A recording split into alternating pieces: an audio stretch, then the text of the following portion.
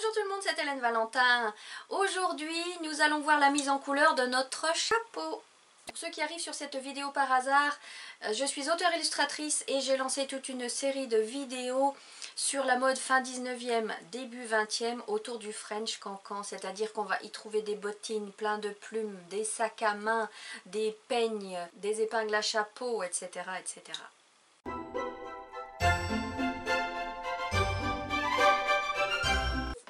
L'étape avant la mise en couleur, c'est de protéger les parties qu'on ne veut pas peindre, c'est-à-dire les deux plumes et la montre. Donc pour cela, vous prenez votre flacon de drawing gum. Moi, je vais les protéger cette fois avec un pinceau. Je vous rappelle qu'on peut utiliser un cure-dent ou bien un pic à brochette en bois, c'en est un ici, ou bien une plume, si vous en avez une. Sinon, c'est un vieux pinceau que l'on protège au préalable avec du savon. Pour rappel, il existe la vidéo sur la drawing gum où j'explique tout ça. Parce que si la drawing gum sèche dans les poils du savon, tout sera fichu après. Donc on le protège et la drawing gum adhère moins aux poils. Voilà. Allez, on prend notre gomme masquante. Et on applique. Suivez bien les bords de la plume.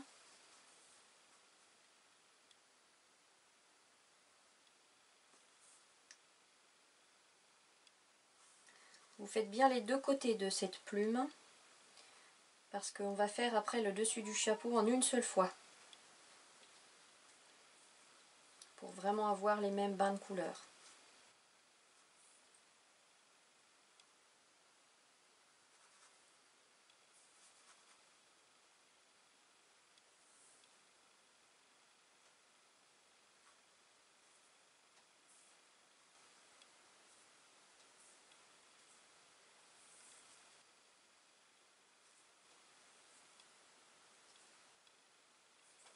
La petite tige là, et la boucle.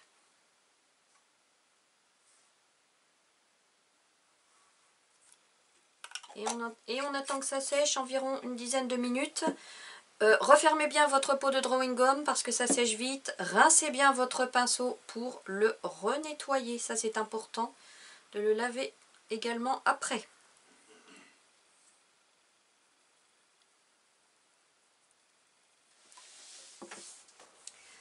Je vous invite à préparer du jaune, du marron clair, du marron foncé, du vert foncé, du rouge foncé et du violet.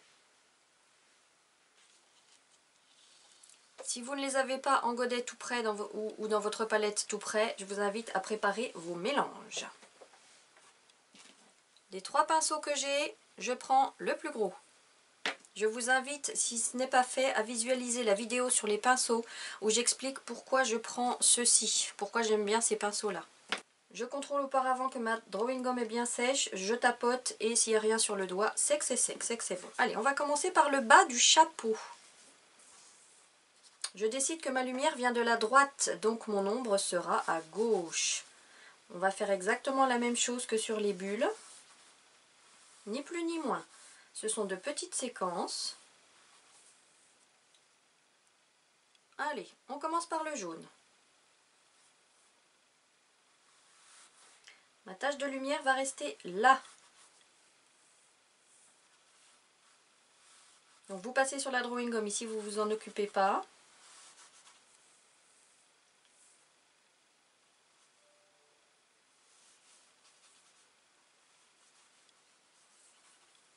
Je vais peut-être remettre ma feuille droite parce que ça sera peut-être plus simple pour vous pour voir l'évolution. Je vais me tordre. C'est pas grave, je vais me tordre. Allez, le marron clair. Pensez à bien laisser une belle tache de lumière parce que c'est ça qui va donner vraiment qui va rehausser le côté lumière par rapport au côté ombre aussi.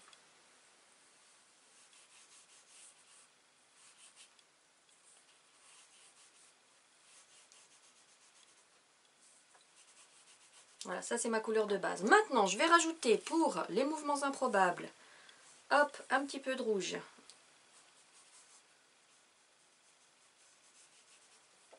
Je passe au marron foncé.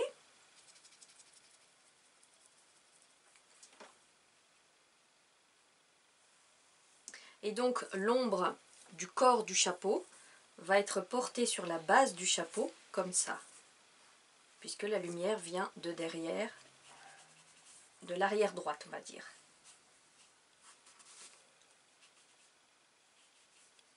Tiens, je suis en train de me rendre compte que je ne vous ai pas fait fixer votre feuille à votre support. Pensez à le faire. Je vais le faire tout de suite après, une fois que j'aurai terminé cette séquence. Maintenant, on prend le vert foncé.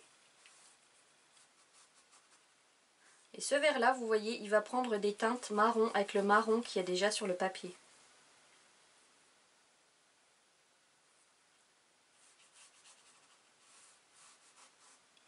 Voilà. À ce niveau-là, je prends mon plus petit pinceau pour que les pigments se déposent encore plus, de manière plus intense, vous voyez. Plus le pinceau est gros, plus il y a d'eau. Donc si vous voulez des couleurs plus intenses, prenez des petits pinceaux.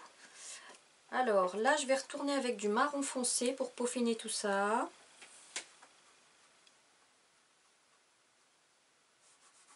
Pour bien marquer cette ombre.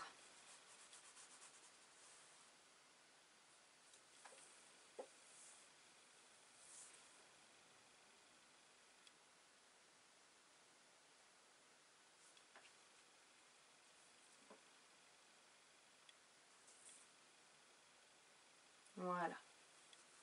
Et on tire. Voilà.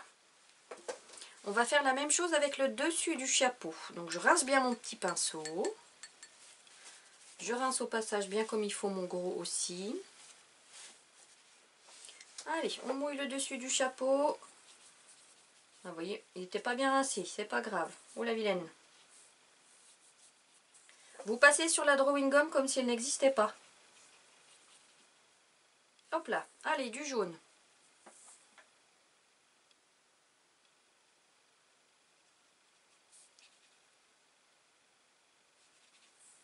On laisse une tache de lumière à ce niveau-là. Vous voyez, petit coup de doigt pour laisser un peu de blanc. Vous faites pas ce que je fais, hein. Ah, quel cours! Hop là. Marron clair.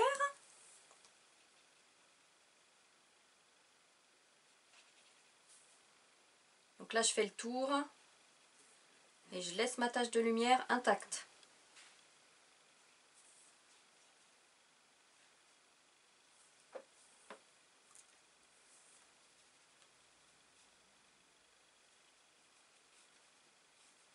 Voilà. Un peu de rouge pour le mouvement.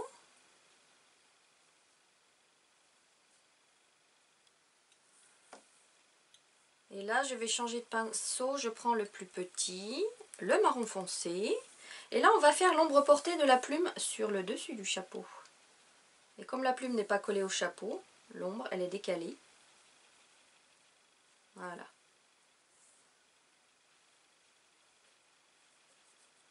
Et on peut donner un peu plus de mouvement à cette ombre avec un peu de vert.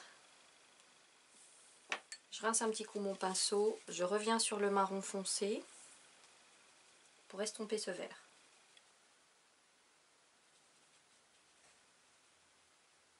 Voilà, prenez bien le temps de mettre pause autant de fois que nécessaire. Regardez la séquence en entier jusqu'à ce que vous voyez la mention à vous. Et là, vous pourrez faire. Voilà, l'ombre, elle vient jusque là parce qu'à ce niveau-là, la plume touche le chapeau.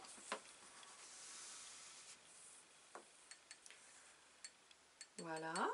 Je reprends mon gros pinceau et on est parti sur le corps du chapeau. On mouille tout en passant sur les plumes et sur la montre. Allez, le jaune.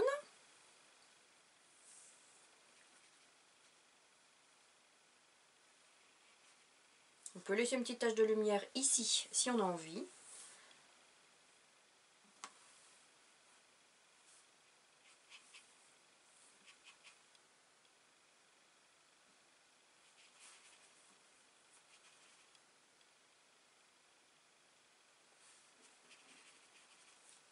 Le marron clair.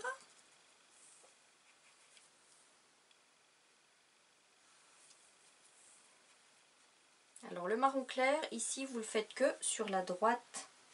Un petit liseré sur la droite. Et puis là. Et puis un peu sous la plume parce qu'il il va y avoir l'ombre portée de la plume sur le chapeau.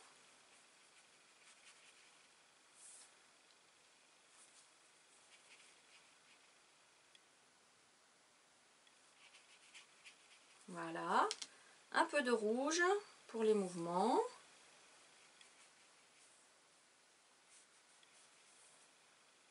Des petites touches là aussi, un peu. Je remouille un petit coup mon pinceau, marron foncé.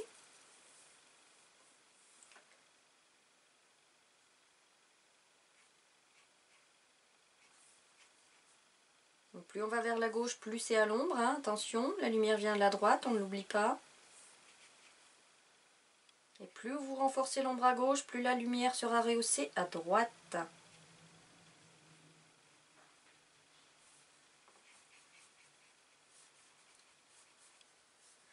Et l'ombre portée de la plume sur le corps du chapeau à ce niveau-là.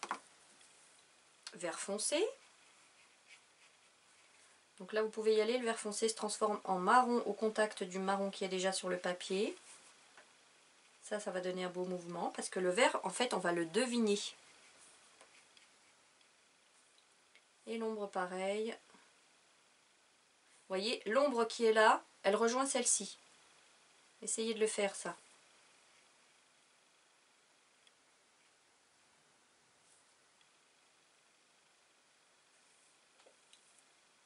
Et puis un chouïa d'ombre là, de cette plume là, de ce côté là. Mais tout fin, parce que comme la lumière arrive de la droite, il y a moins d'ombre. Elle est moins portée. Voilà. Et on attend que ça sèche. Pour contrôler si votre aquarelle est sèche ou pas, vous la tenez comme ça dans la lumière, face à une fenêtre par exemple. Vous basculez d'avant en arrière. Et s'il y a des parties qui brillent, c'est que ce n'est pas sec. Alors attention, la drawing gum retient l'eau. Si vous avez des gouttes d'eau sur la drawing gum, épongez-les comme ça, tapotez, parce que des fois on pose la paume pour peindre et puis on embarque de l'eau avec. Et puis ça saccage l'illustration. Voilà. Allez, je fais ce que je vous ai dit de faire tout à l'heure. Je fixe ma feuille à mon support. Hop là. Maintenant, on va faire le bandeau qui est là en vert. Pour ceci, munissez-vous du jaune, du vert clair, du vert foncé et du gris. Je vais les laisser là. Et on est parti. Je prends mon gros pinceau pour mouiller le support. Et je fais comme d'habitude, comme s'il n'y avait rien. Pas de drawing gum, je passe par-dessus. Mon pinceau moyen pour appliquer le jaune. Je laisse une bande blanche. Alors moi je vais vite, vous paniquez pas, hein, vous n'êtes pas obligé d'aller aussi vite que moi. Vous faites à votre rythme. Vous êtes chez vous tranquillement, personne ne vous regarde. Vous avez même le droit de faire des erreurs. Personne ne le saura. Allez, le vert clair. Le vert clair ne recouvre pas complètement le jaune. Par contre, pour le reste, on recouvre.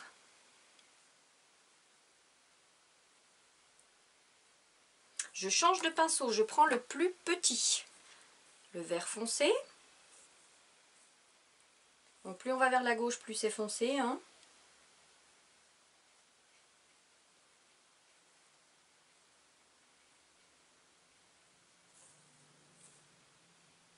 Une ombre portée de la boucle, comme ça. Là on peut mettre des petites touches pour le mouvement. Un petit liseré foncé en bas, puisque cette partie du ruban du bandeau est à l'ombre. Et puis j'ai envie, tiens, de rajouter un peu de rouge pour, pareil, des petits mouvements ça et là. Je rince mon pinceau et j'arrive avec le gris pour renforcer l'ombre. Alors il y a l'ombre de la boucle, mais aussi l'ombre de la base de la plume. Et puis je travaille toute cette partie-là avec le gris. Et vous voyez, le gris se transforme en vert au contact du vert clair qui est déjà sur le papier. Et ça, c'est magique, c'est magique. Allez, on renforce encore un chouïa cette partie gauche. Je vous rappelle que moi j'aime aller très loin dans les contrastes. Si vous préférez peindre un peu plus léger, vous n'êtes pas obligé de rajouter tant de gris. Et prenez le temps qu'il faut. Voilà pour le bandeau. L'étape d'après, on va retirer la drawing gum. Même si le bandeau n'est pas sec, c'est pas grave, parce qu'on va pas la retirer jusqu'en bas. On va s'arrêter là. Vous voyez, elle se retire tout facilement. Vous mettez votre doigt ici pour casser le plastique là, le caoutchouc qui est dans votre main, et puis vous vous occupez, vous n'enlevez que cette partie supérieure là. On va travailler les plumes.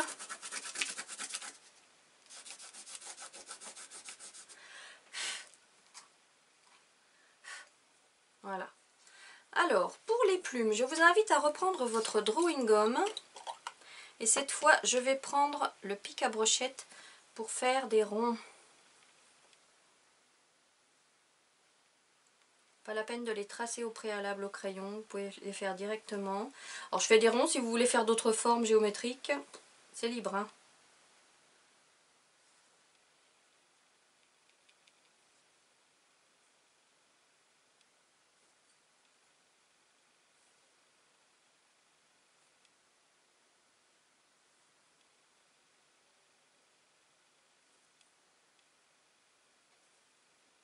Voilà, pensez à faire des quarts de rond ou des demi-ronds qui sont vraiment sur le bord.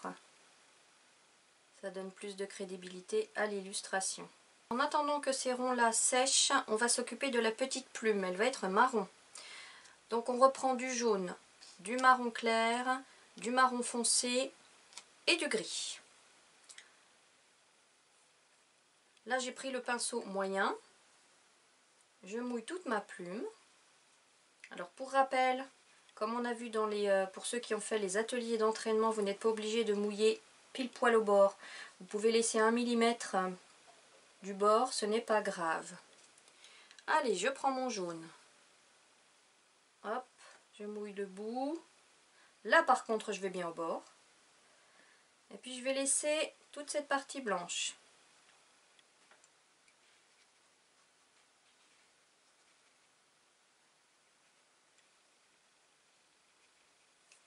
Marron clair. Je repasse pareil au bout. Je touche pas le centre, hein, là je laisse mon blanc.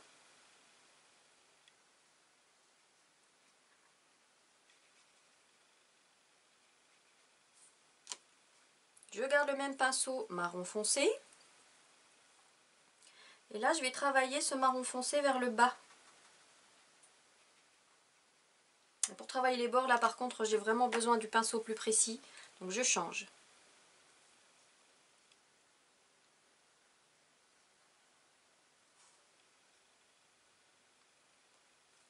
Encore un chouïa de marron foncé. Et le gris.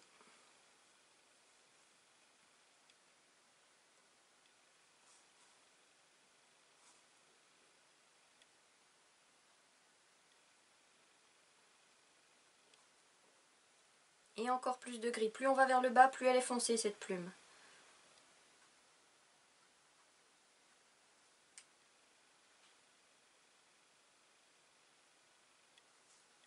Voilà, on fera la nervure après, une fois que ce sera sec. Voilà pour cette plume. Et on attend que ça sèche. Vous avez contrôlé que votre bandeau est bien sec. Si c'est le cas, vous pouvez retirer toute la drawing gum.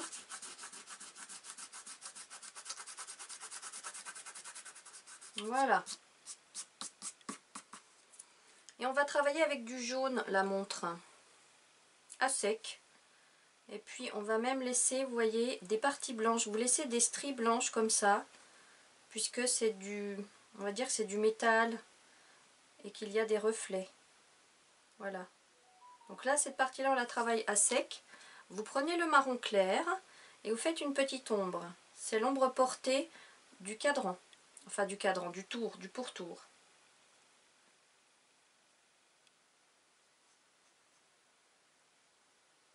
Voilà. Pas plus que ça pour la montre. On va faire pareil avec la boucle. À sec.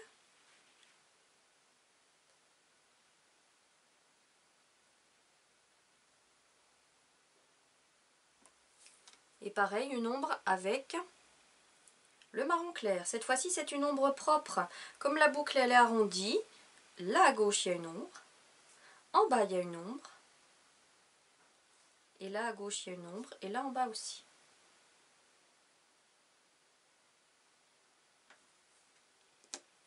Voilà. Et on attend que ça sèche. Avant de faire le tour là de la montre, on va attendre que le marron ici soit sec parce que là ça brille encore. Et si je mets mon gris ici, eh ben le gris il va fuser dans le marron et c'est vraiment pas ce que je veux. Après vous êtes rassuré que la base de cette petite plume est bien sèche, on peut passer à la mise en couleur de la grande.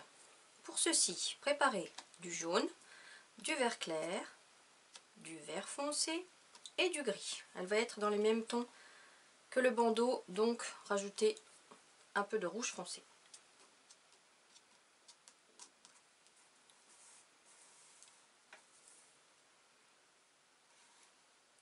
Allez, c'est parti. On mouille tout. Si ça vous fait peur de faire toute cette plume là, vous pouvez procéder par moitié, faire d'abord la moitié droite et ensuite la moitié gauche. Allez, le jaune.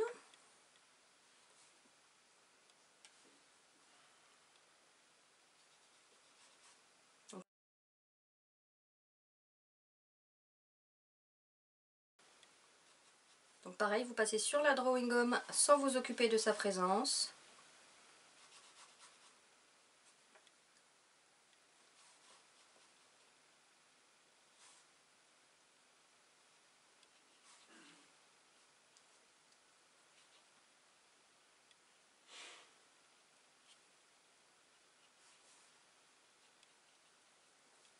On passe au vert clair.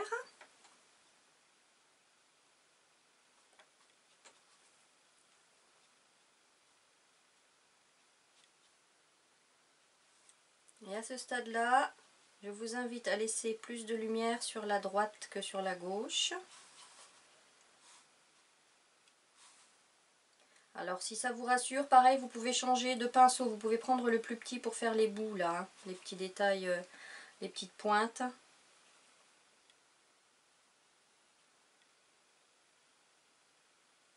Voilà. Je prends donc le petit. On va faire des petites touches pour le mouvement en rouge foncé. Le vert foncé sur toute la pointe. La pointe va être très foncée. Je la retravaillerai en gris après pour bien faire ressortir les points blancs.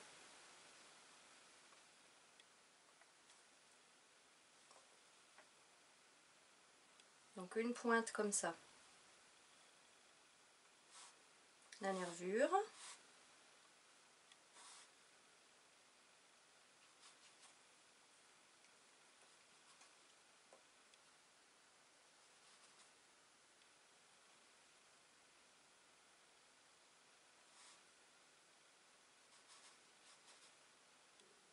Voilà.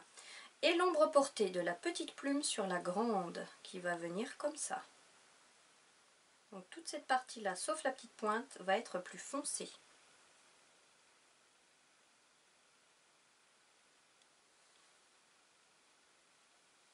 Et cette ombre portée, on va la finir avec du gris.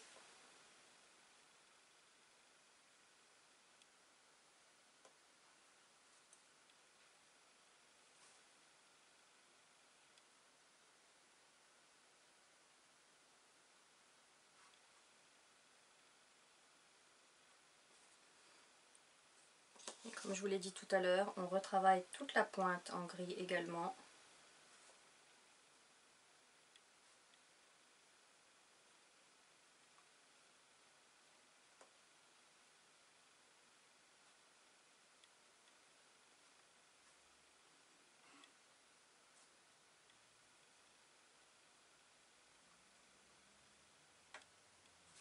Et la nervure jusqu'en bas.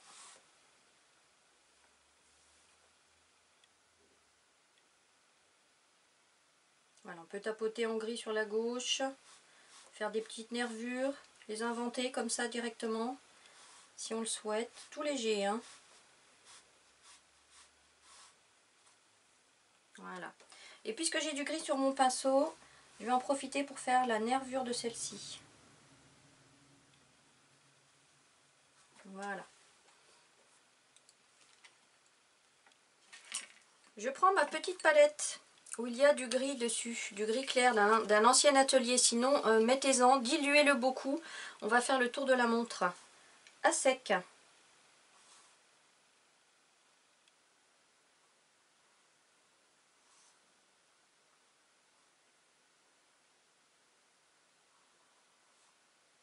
Ainsi que la base de la plume. Et pour travailler les ombres de tout ça, on prend du gris pur que l'on applique ici sur la gauche. Et à l'intérieur, là, pareil sur la gauche. Comme c'est un arrondi, le pourtour, il y a de l'ombre là. Ici, pareil, l'ombre portée de la boucle sur la petite tige là et l'ombre propre à gauche ici. Voilà. Maintenant, je vous invite, si vous le souhaitez, à faire des petits ronds noirs ici, pour que ça soit en résonance avec les ronds blancs qui seront là. Alors l'encre indélébile ne prend pas toujours sur la peinture, ouais c'est ça. Au bout d'un moment, ça n'adhère plus, donc il faut passer sur un bout de papier pour que ça revienne. Si vous préférez les faire à la peinture, ce sera peut-être mieux.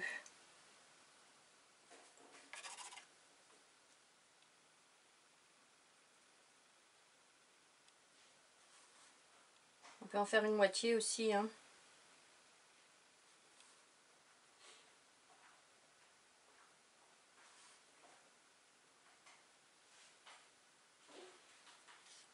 Voilà.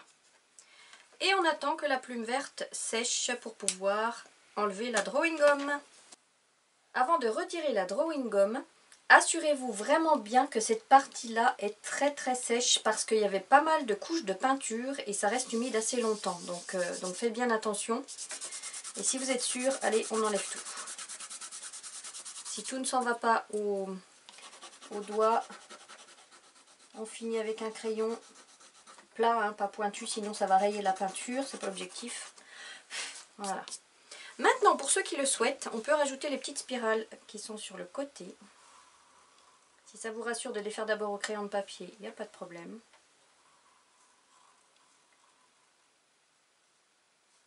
Tiens, puis je vais en faire une là au milieu. Voilà, notre illustration est terminée. Voilà, j'espère que ça vous a plu. Et pour le mot de la fin, j'ai envie de revenir sur cette notion de petites séquences qui, mises les unes au bout des autres, revient à pratiquer la vie à un niveau de maîtrise qui ne requiert pas grand-chose pour avoir presque tout. Je vous embrasse très fort et belle journée.